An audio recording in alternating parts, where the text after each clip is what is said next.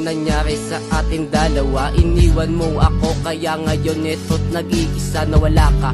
Ang buhay ko ngayon ay nag-iiba. Hindi ko na alam kung saan pa ako papunta. Hindi ko maintindihan ito kung bakit buhay ko ngayong ito ay merong pasakit.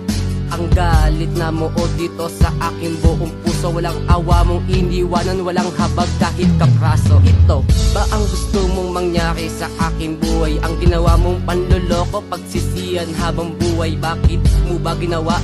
Ako ay iyong iwanan. Ang saktan ang puso ko nang walang kadahilanan. Ako ang nagmahal sa'yo ng buong pagkatao at maasang di mabibiyak kahit retaso. Ang kaso bumaliktad ang lahat na pinaghirapan, nawalan ng kulay ang buhay sa pag-ibig na tampalas. Bakit kung sino pa ang siyang marunong magmahal ay siyang madalas maiwan nang di alamang dahilan? Sayang lang ang pagmamahal na inalay ko sa'yo.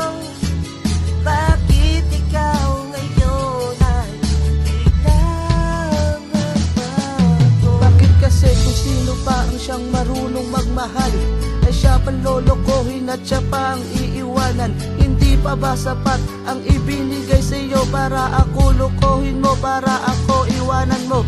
Ito ako ngayon, pumapatak ang aking luha sa aking mga mata habang ako'y kumakanta. Lagi kang nasa isipan, hindi ka matanggal hanggang sa panaginip, hindi ka maalis. Para bang binabangungot sa paulit-ulit kong tanong sa aking sarili, bakit pa kita nakita, bakit pa kita nakilala? Kaya ako ngayon sinisisi ang sarili. Sayang ang pagmamahal na inalay ko sa'yo dahil akala ko ay totoo ang pagmamahal mo, pero hindi naman pala. Ako ay nagkamali sa pagpili ko sa'yo dahil akala ko ikaw ay tapat at totoo. Bakit kung sino pa ang siyang marunong magmahal ay siyang madalas maiwan nang di alamang dahilan? Sayang lang ang pagmamahal na inalay ko sa'yo.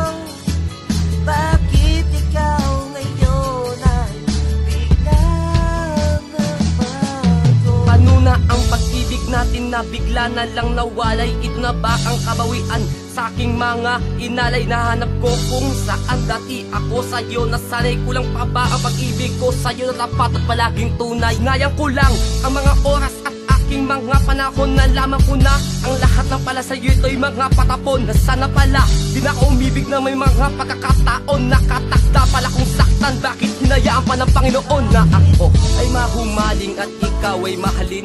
Mga sakit ng kalungkutan sa puso ko nakatanim, at kahit saktan na ikaw pa rin ang naaalala. Iniisip kong mabuti kung bakit nagbago ka. Ako ba talaga sa'yo ay nagkaroon ng kulang? Kung kaya ang pag-ibig kong ito tila ba sinayang? Bagamat nasaktan mo na ako ng lubos-lubusan, tinanggap ko na lang ng buo ang